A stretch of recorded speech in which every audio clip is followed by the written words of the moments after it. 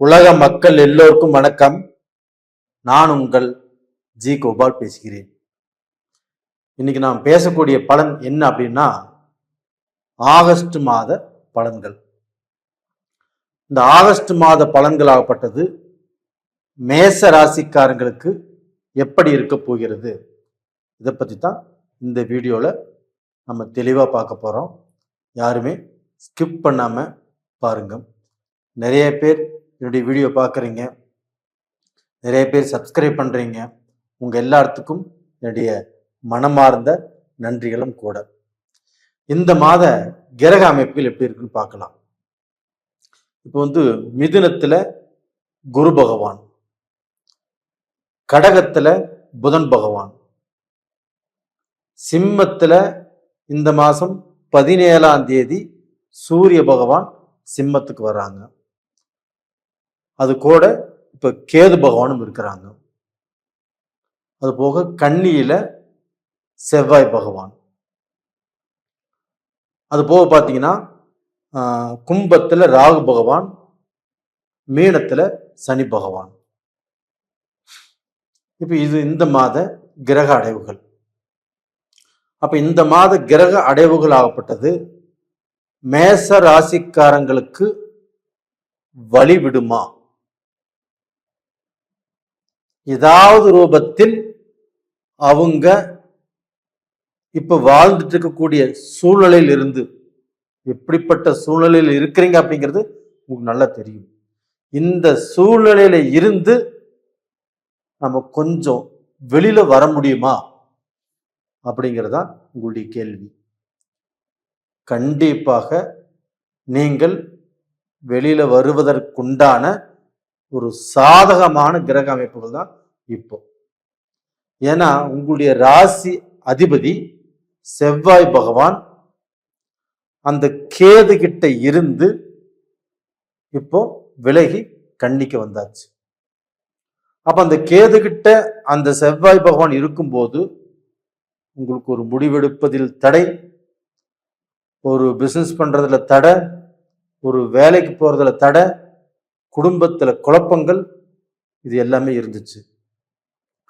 இப்ப கன்னிக்கு அந்த செவ்வாய் பகவான் வந்துட்டாரு. இதனால் கண்டிப்பாக மேச ராசிக்காரர்கள் ஒரு விடிவு காலம். அப்போ உங்களுடைய கஷ்டத்துல இருந்து ஒரு நல்ல நிலைமைக்கு கண்டிப்பாக வருவீர்கள். இது 200% நடக்கும். சார் எப்படி சார் செவ்வாய் 6ல் இருக்குது நடக்கும் சொல்றீங்க? செவ்வாய்க்கு 6ல் இருந்தாவோ, அந்த செவ்வாயும் சனியும் பார்த்து கொண்டிருந்தாவோ, சனி வக்கரகதியிலிருந்து செவ்வாயை பார்க்கறாங்க. அப்போ சனி செவ்வாயை வக்கரகதியிலிருந்து பார்க்கும்போது அந்த செவ்வாய் உங்களுக்கு யோகத்தை தான் கொடுப்பாரு. ஏன் நான் சொல்றேன் அப்படின்னா, உங்களுக்கு தெரியாத விஷயங்கள் இப்ப சனியும் செவ்வாயும் பார்த்துட்டாங்கன்னா உங்களுக்கு பிரச்சனை வரும், குழப்பம் வரும், நஷ்டம் வரும், தடைகள் வரும் இப்படின்னு சொல்லுவாங்க. ஆனா வரும். சனி வக்கரகதியிலிருந்து செவ்வாயை பார்க்கும்போது இது எதுவுமே நடக்காது. அப்போ நீங்க கடந்த காலத்துல நம்ம இதையெல்லாம் செய்யணும், இந்த பிசினஸ் பண்ணணும், நம்ம இங்க வீடு மாத்தணும், நாம இந்த ஊருக்கு போகணும், நீங்க ஒரு இன்டர்வியூ அட்டன் பண்ணியிருப்பீங்க, அந்த ரிசல்ட் எதிர்பார்த்துட்டே இருப்பீங்க, இன்னைக்கு வரைக்கும் வரல. ஒரு வேலையை மாத்தணும், ஒரு வேலையை மாத்தி வேற கம்பெனிக்கு போகணும், இது மாதிரி எண்ணங்கள்லாம் உங்களுக்கு இருக்கும். அது கண்டிப்பாக இந்த பீரியட்ல நடக்க போகிறது. இதற்கு பாத்தீங்கன்னா சூரியனுடைய பலம், சூரியனாகப்பட்டது உங்களுக்கு 5ஆம் இடத்து அதிபதி. அப்ப அந்த 5ஆம் இடத்து அதிபதி மேச ராசிக்காரங்களுக்கு கண்டிப்பாக நல்ல பலனை தான் கொடுத்தாகணும். அப்ப அந்த 5ஆம் இடத்து அதிபதி ஆட்சி எப்போ 17ஆம் தேதியிலிருந்து. அந்த 17ஆம் தேதியிலிருந்து நீங்க பாருங்க, உங்க கவர்மெண்ட் தொழிலையோ இல்லை உங்க பிரைவேட் தொழிலையோ நீங்கள் இப்போ கவர்மெண்ட் தொழிலை எதிர்பார்க்குறீங்க, இல்லை பிரைவேட் தொழில் எதிர்பார்க்குறீங்க, இது எல்லாமே உங்களுக்கு வந்து வருவதற்குண்டான வாய்ப்புகள் இருக்குது. இல்லை ஒரு நல்ல போஸ்டில் இருக்கிறீங்க, பிரைவேட் தொழிலையோ இல்லை கவர்மெண்ட் தொழிலையோ, அந்த போஸ்ட்ல இருந்து நீங்கள் எடுக்கக்கூடிய முடிவுகள் நல்லா இருக்கும். ஆனால் ஒரு விஷயம், நீங்கள் கொஞ்சம் கேர்ஃபுல்லாக இருக்க வேண்டிய இடம் எது அப்படின்னா, இந்த கேது பகவான் வந்து சூரியனோடு இருக்கிறாங்க இல்லையா, அப்போ அந்த கேது பகவான் சூரியனோடு இருக்கும்போது உங்களுக்கு ஏதாவது ரூபத்தில் சில குழப்பங்களோ சில தடைகளோ உருவாக்குவதற்கு டைம் இருக்குது. அதனால அந்த தடைகளை கொஞ்சம் யோசனை பண்ணி கொஞ்சம் நிதானமாக கொஞ்சம் பொறுமையாக நீங்கள் கடந்து போனால் நல்லா இருப்பீங்க. இது போக வந்து 12ஆம் இடத்தில் இருக்கக்கூடிய அந்த சனி பகவான் உங்களுக்கு நிறைய காரியங்களை, நடக்க வேண்டிய காரியங்களை நடக்க விடாத அளவுக்கு தடை பண்ணியிருக்கும். குடும்ப ரீதியாக பிரச்சனை, ஃபாரின் போகிறது தடுங்கலை இருக்கும், அது போக ஒரு பிஸ்னஸில் குழப்பத்தை கொடுத்துருக்கும், ஒரு வேலையில் தடுங்கலை கொடுத்துருக்கும். இவ்வளவு பிரச்சனைகளையும் அந்த சனி பகவான் உங்களுக்கு கொடுத்துருப்பாங்க. ஆனால் அதே சனி பகவான் இப்போ வக்கரத்துக்கு வந்துட்டார். அப்போ இந்த வக்கர கதியில் இருக்கக்கூடிய அந்த சனி பகவான் உங்களுக்கு நல்லது தான் செய்வார். 12ஆம் இடத்துல இருக்கிறாங்கன்னா அயன சயன போகஸ்தானம், குடும்ப வாழ்க்கை நல்லா இருக்கும், இல்லறம் நல்லா இருக்கும், தாம்பத்தியம் நல்லா இருக்கும், வெளிநாடு போகிறது நல்லா இருக்கும், இதெல்லாம் நல்லா இருக்கும். அது போக மேச ராசியில பிறந்த பெண்கள், இப்போ இவங்களுக்கு வந்து இந்த குடும்ப வாழ்க்கை எப்படி இருக்கும், இல்லை அவங்களுடைய வாழ்க்கையில இருந்த கஷ்டத்துல இருந்து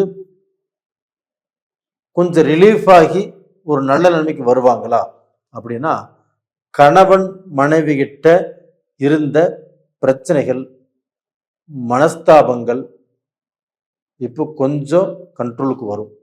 அவங்க 2 பேரும் வந்து ஒருத்தர் புரிந்து நடந்து கொள்வதற்குண்டான வாய்ப்பு உருவாகும். இது நிச்சயமாக நடக்கும்.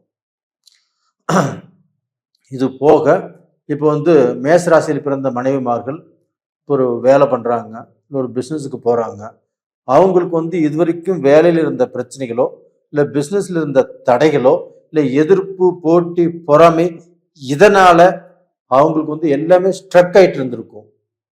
அது எல்லாமே இப்போ மாறப்போகிறது. அப்போ உங்கள் தொழிலில் நீங்கள் 10 ரூபா சம்பாதிக்கலாம், உங்களுக்கு தடைகள் எதுவுமே வராது, நீங்கள் கணவன் மனைவியும் சேர்ந்து நிம்மதியாக வாழலாம். உங்களுடைய கணவர் உங்களை பாராட்டுவார். உங்கள் கணவர் உங்களை பாராட்டும் போதே உங்களுக்கு நல்ல தைரியம் வந்துடும், நல்ல தெம்பு வந்துடும், இனிமே நம்ம சாதிக்கலாம் சம்பாதிக்கலான்ட்டு. ஏன்னா இதற்கு முன்னாண்ட அவர்கிட்ட அந்த பாராட்டை நம்ம எதிர்பார்த்தீங்க கிடைக்கல. ஆனால் இன்னைக்கு கிடைக்குது அப்படின்னா அதுவே நல்ல தெம்பு. இப்போ டோட்டலாக பார்த்தீங்கன்னா இப்போதைக்கு உங்களுக்கு அந்த 5ஆம் இடத்து அதிபதியோடு கேது சம்பந்தப்பட்டிருக்கிறதுனால உடல் பிணிப்பீடைகள் கண்டிப்பாக வரும். அப்போ அந்த உடல் பிணிப்பீடைகள் வர்றதுனால கண்டிப்பாக கொஞ்சம் உடல் ரீதியாக கேர் பண்ணிக்கோங்க. இந்த சூரியன் என்பது ரொம்ப ஹீட்டான கிரகம். இந்த கேது என்பது இந்த அலர்ஜியை கொடுக்கும். அப்போ இந்த பீரியட் வந்து பார்த்தீங்கன்னா ஏதாவது ரூபத்தில் அலர்ஜி வரும், இல்லைன்னா தலைவலி வரும், இல்லைன்னா கண்ணுக்கு ஏதாவது பாதிப்பு வரக்கூடிய அளவுக்கு வாய்ப்புகள் இருக்குது. எல்லாத்துக்கும் இல்லை, உங்கள் ஜாதகத்தில் யாராருக்கு எல்லாமே சூரியன் கெட்டிருக்குதோ அவங்களுக்கு. அப்போ அதை வந்து உங்கள் ஜாதகத்தை பார்த்து செக் பண்ணிக்கோங்க. நேயர்களே, இந்த பதிவு உங்களுக்கு பிடிச்சிருக்குன்னு நினைக்கிறேன். பிடிச்சிருந்தா லைக் பண்ணுங்க, சப்ஸ்கிரைப் பண்ணுங்க. இதில் வந்து பார்த்தீங்கன்னா வயதானவர்கள் அவங்க வந்து இப்போ ஏதோ பிஸ்னஸ் பண்ணிட்டு இருக்கிறாங்க, இல்லை ஏதோ வேலைக்கு போயிட்டு இருக்கிறாங்க, இந்த பிஸ்னஸ்லேருந்து வேற ஏதாவது மறுபடியும் இன்வெஸ்ட் பண்ணி ஏதாவது பிஸ்னஸ் பண்ணலாம் அப்படின்னு நினைச்சாவோ, இல்லை வேலையை மாற்றி செய்யலாம் அப்படின்னு நினைச்சாவோ, இடமாற்றத்தை எது நினைச்சாவோ கொஞ்சம் பொறுமையாக இருக்கிறது நல்ல விஷயம். நேயர்களே, உங்களிடமிருந்து விடைபெறுவது உங்களின் ஜி கோபால். நன்றி, வணக்கம்.